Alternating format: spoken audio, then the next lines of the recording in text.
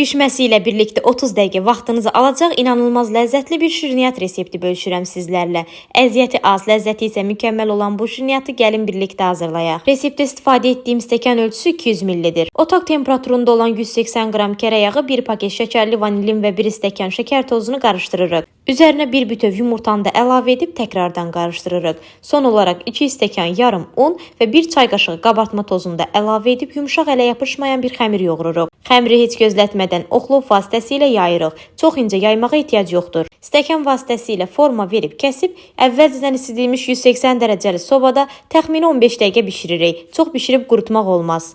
Bişən kurabiyələrin iç hissəsinə qatlaşdırılmış süd əlavə edərək üzərinə bir qat da yerləşdiririk. Son olaraq isə kənar hissələrinə də qatlaşdırılmış süd əlavə edib kokosa bulayırıq. Yaxşı olar ki, bu şirniyyatı bir gecə öncədən hazırlayıb səhəri günü nuş edəsiz, qaldıqca yumşalır və çox ləzzətli alınır. Videonu bəyəndinizsə yorum yazmağı, yaxınlarınızla paylaşmağı və məni izləməyi unutmayın. Hələlik!